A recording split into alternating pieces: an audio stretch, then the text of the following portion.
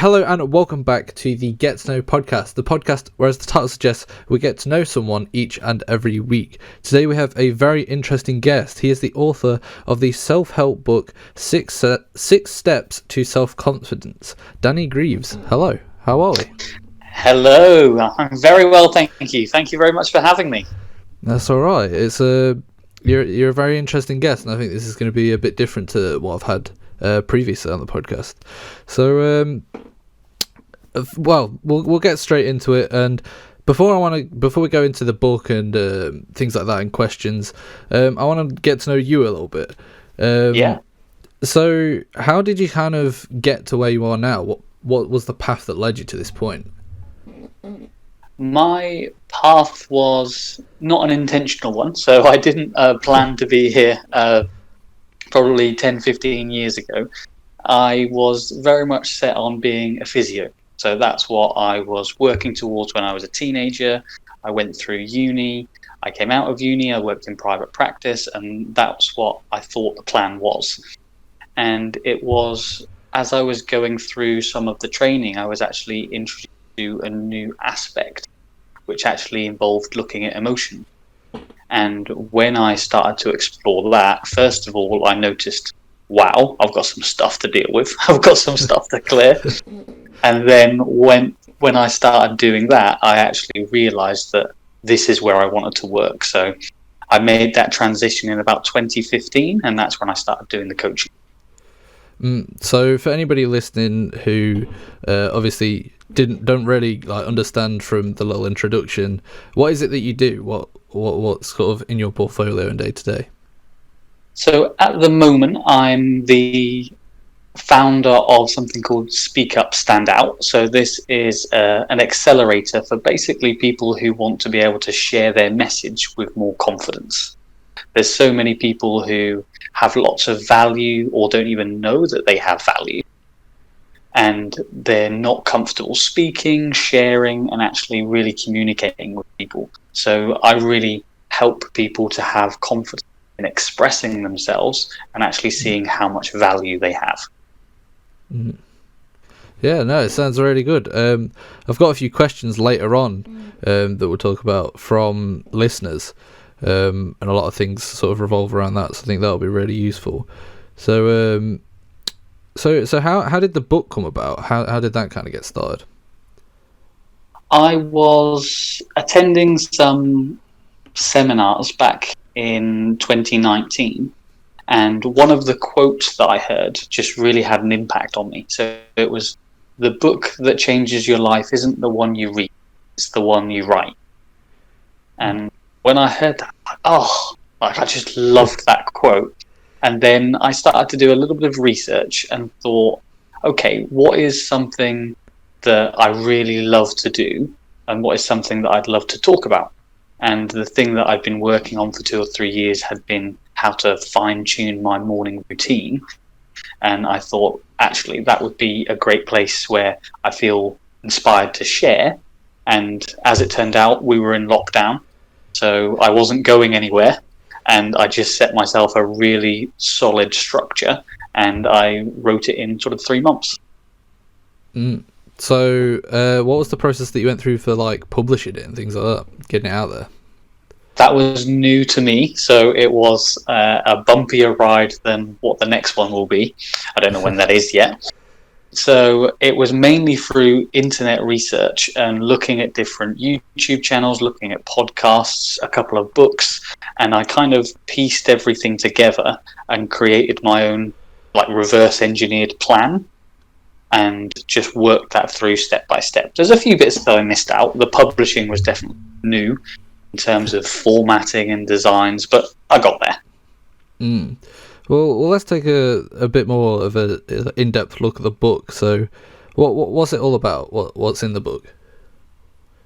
It's a way to give someone a holistic approach to actually building their confidence and improving, effectively, mental health. So a lot of people will go really all in on their fitness and their training, and then maybe miss or avoid other areas. whereas other people go full on in terms of therapy or coaching and actually don't look after the body. What I wanted to do was give people a strategy where in under an hour they could include all the different elements that I have found helps you to feel more confident and helps you to actually just feel more grateful.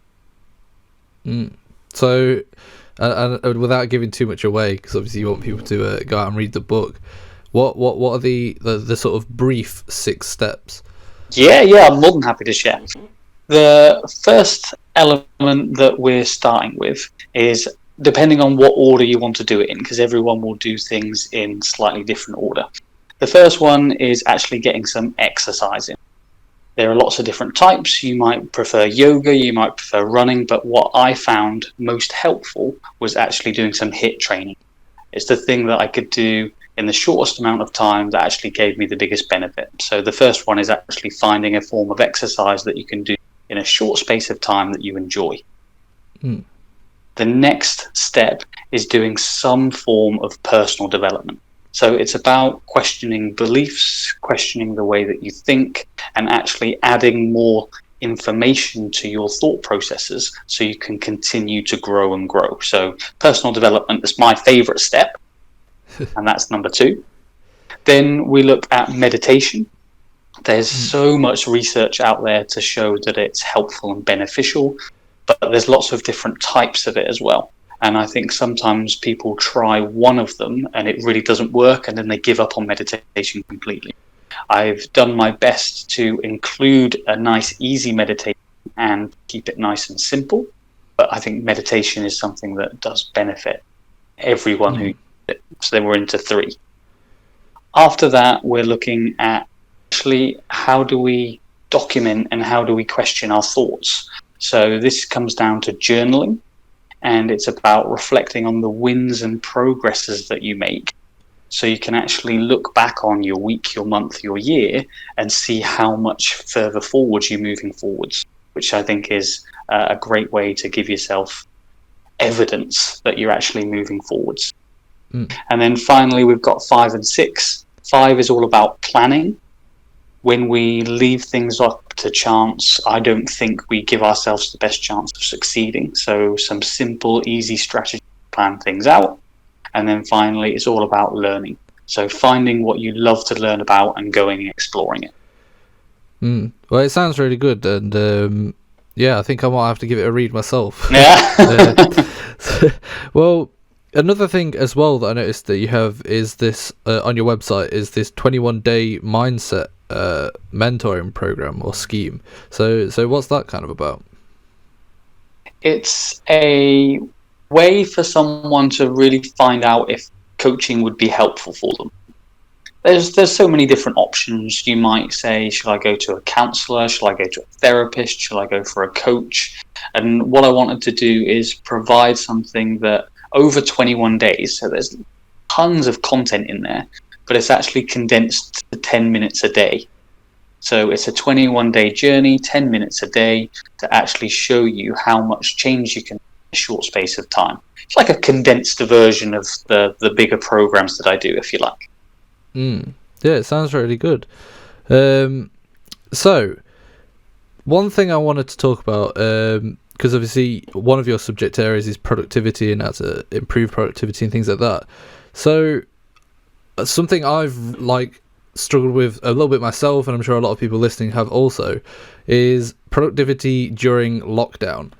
You're stuck in a cycle, things like that. Is there any advice you would give to people who are stuck in lockdown still and are struggling with productivity?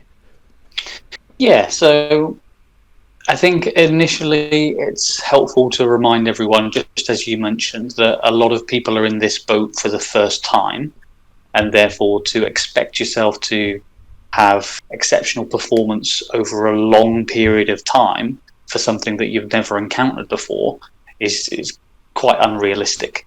So if you've had ups and downs over the course of lockdown, I think everyone has had that. The thing that I help focus the mind is having a clear goal that you're working towards. It doesn't need to be something grand. It doesn't need to be the most amazing thing you've ever done in the world. But when you have a clear goal that you're working towards, then you can actually keep moving towards it.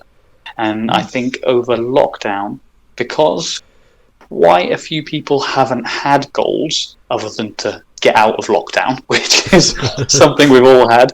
But if you don't have something that you're working towards, it's really easy to get stuck in a rut because there isn't any tangible way out. Whereas when you say, okay, I'm working towards this in 1, 2, 3 months, then it gives you a track to run on.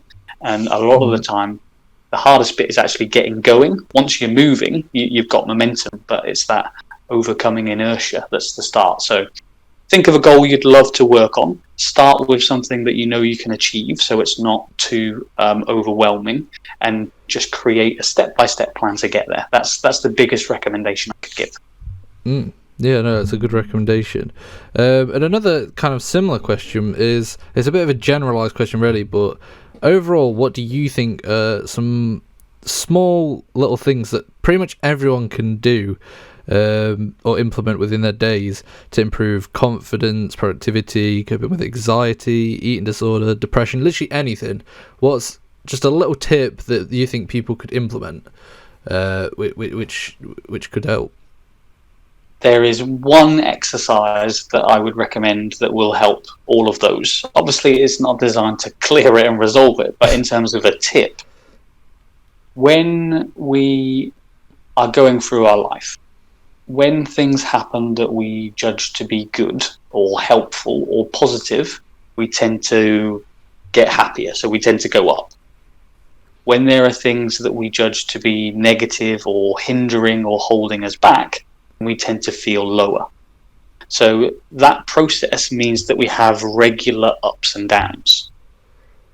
In order to change that, we need to change the way that we see things. So an exercise that I'd recommend everyone to do just for a couple of minutes each day, and it's a bit of a muscle training exercise, so it'll take a little bit of work, is for each day, think about either one action or one person who has supported you, and then think about what you appreciate, what you can acknowledge, and what you're grateful for. And that's something that fair few people do in terms of the gratitude practices. But the actual key to it is also looking at the other side. So think about one person or one action that's challenged you or held you back or caused a problem, and then ask, how is going through that challenge going to actually help you grow?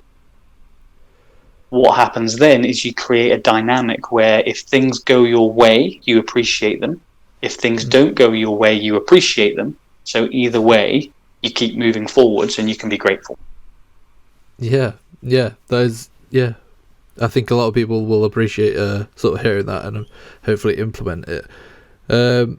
One question I want to ask before we move on to questions sent in by listeners is, so a book I'm currently reading is 12 Rules for Life. I've read some other similar ones, How to Win Friends and Influence People, Essentialism, and a bunch of other ones. But what kind of books do you sort of recommend for people, like self-improvement, anything like that really? In terms of books, I've got a big bookcase of books there, so I've gone through quite a few, and it depends on what the intention is. There are a couple of aspects really. One is that I like books that actually give education. So in terms of they actually give the nuts, the bolts, and the mechanics of things. And then there are other books that get me to question how I think. For example, one of the main methodologies I use with clients is the DeMartini method. And actually in his book, the DeMartini method, or the breakthrough experience, gives you a step-by-step process to actually work through events and challenges. So in terms of like a structured book, that's like a really lovely one to work through. And then in terms of a book that helps you to think or maybe gets you to think differently, for that I like to recommend autobiographies of people who inspire you. So I've recently finished Richard Branson's autobiography, which was a great read, and then I've got a few more lined up. So depending on what you're looking for, there's a couple of different tactics to go through. Yeah. All right. Yeah, I'll bear that in mind then. Okay, so I want to kind of move on. I asked some listeners if they had any questions that they wanted to ask you for things that they want advice on and things like that. So we've got a couple. First one was, how can you help with a friend who's dealing with any sort of depression? What can you do as a friend? Okay, great question, and it is definitely a challenging place to be. The question really depends on how you'd like to approach it, because when someone is feeling low and they're feeling depressed, often our tendency is to be as supportive as possible and help them to actually communicate. And sometimes that's exactly what people need. But it's also about how can you communicate with them in a way that actually gets them to think about things moving forwards. So when we think about feeling depressed, depression really comes down to comparing your life how it is now to how you wish it would be. So it's that comparison of where you are to where you wish you would be that leads you to feel depressed. And that's often about comparison with friends, media, anyone that you think is better than you.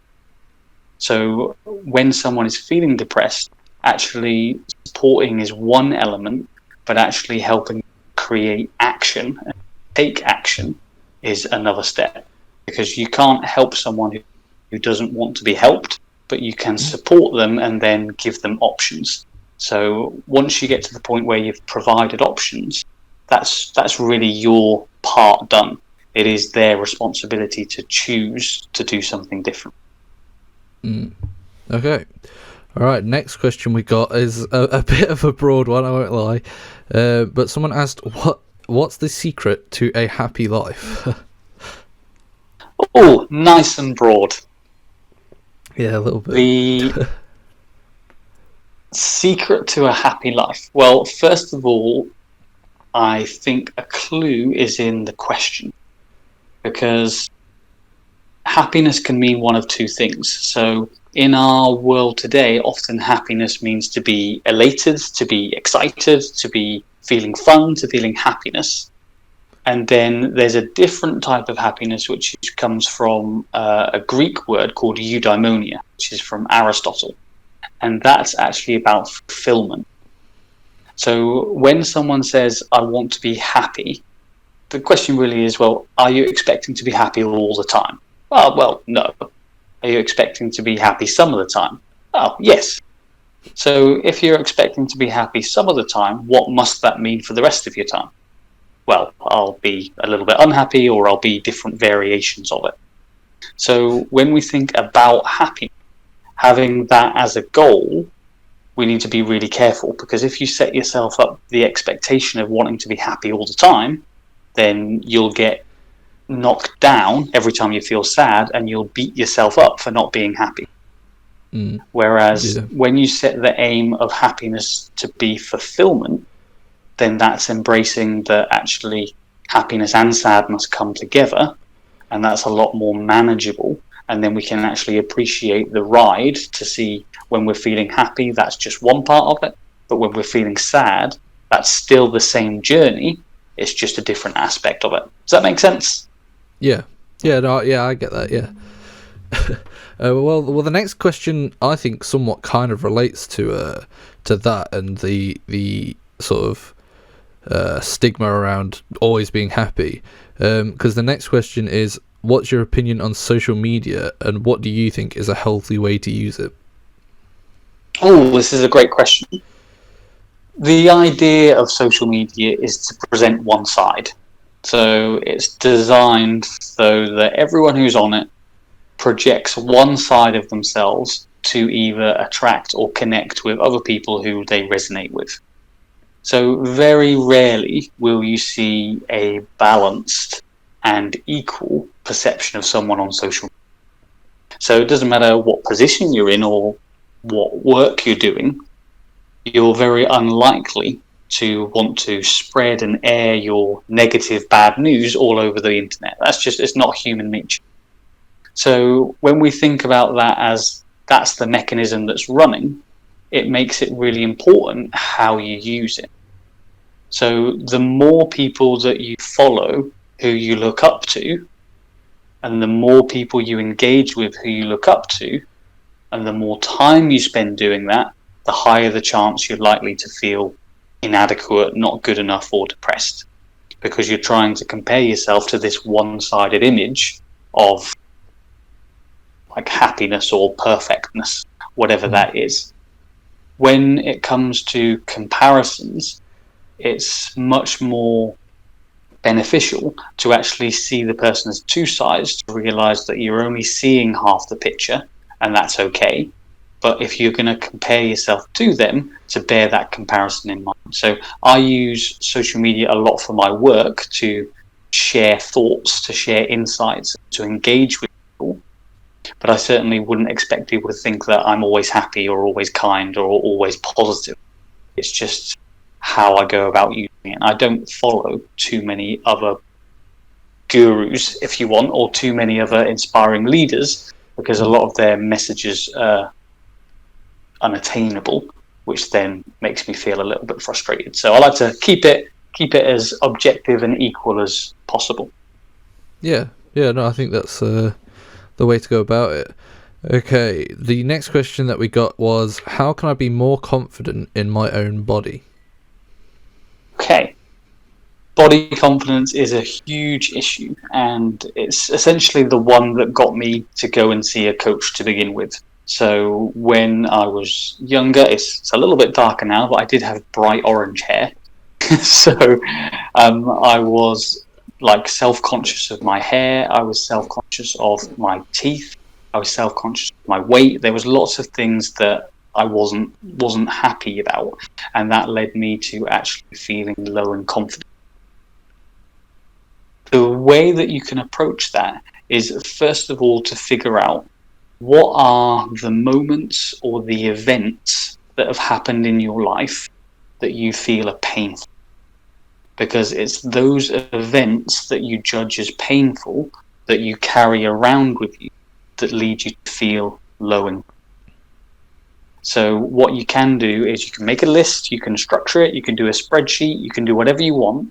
But if you can make a list of the events that you think are painful in your life and actually work through and clear them, then your self-confidence and your self-worth gradually and incrementally rises with the more work you do, because you're clearing the emotional baggage out.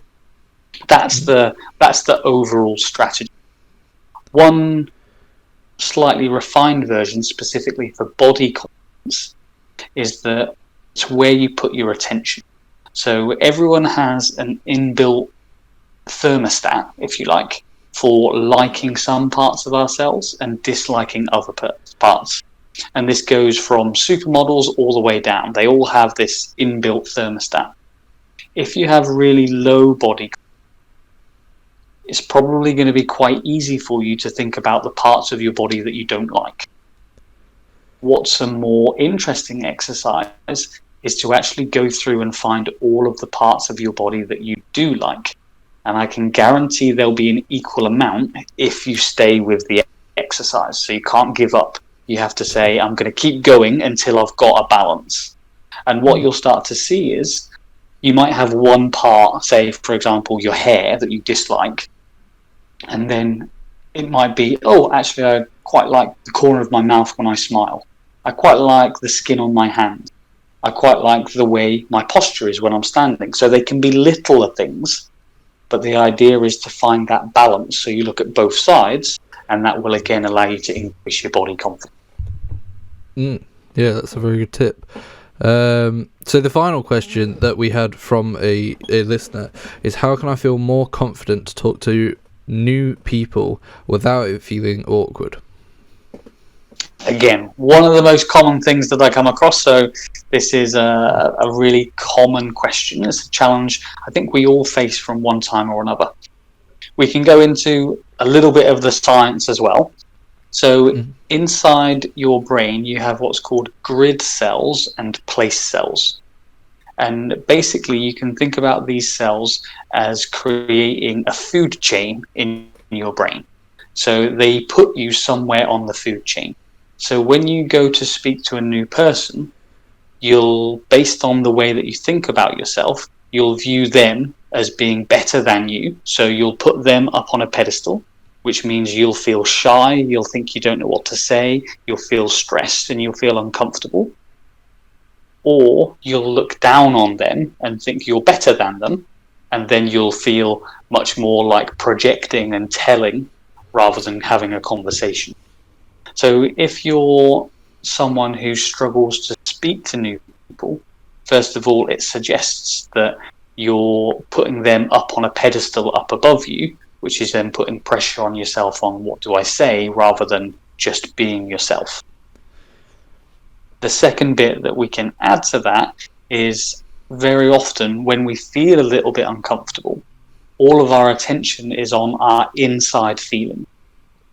When we start to think about what would I love to learn from this person, or what would I like to share with this person, or what value can I give this person, then it actually shifts the attention from the inside to the outside, which then makes you more engaged. Because I'm sure you'll agree, you'll want to chat with someone who's interested in you rather than them trying to be interesting and stand out. So the more you can be interested, the better. Yeah.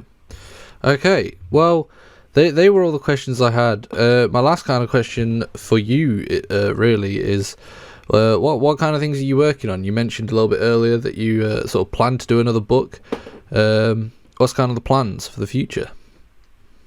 The main project that I'm working on at the moment is the Speak Up Stand Out Accelerator.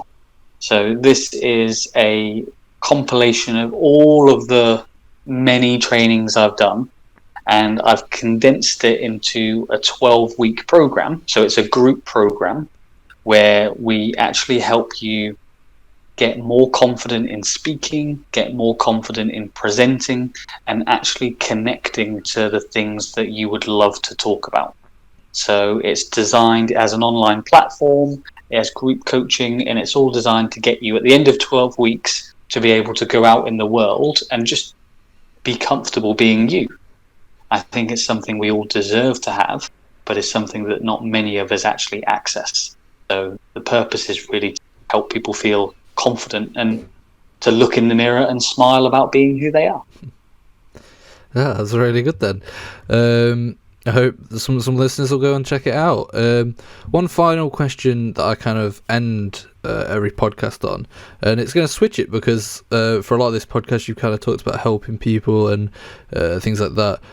So flipping it back on you for the final question, what I ask everyone is, what does success mean to you in life? What point are you happy? And yeah, just success in general. What does it mean to you? Success for me means making the most of the resources that I have while I continue to grow. Because I don't see an end point for my growth. I think I'm going to be growing for the next 30, 40, 50, 60 years. So being able to appreciate the journey is success for me. So keeping moving forwards, achieving goals, and being appreciative of the journey. Okay. Well, thank you for coming on the Get to Know podcast. It's been a pleasure talking to you. Thank you very much for having me.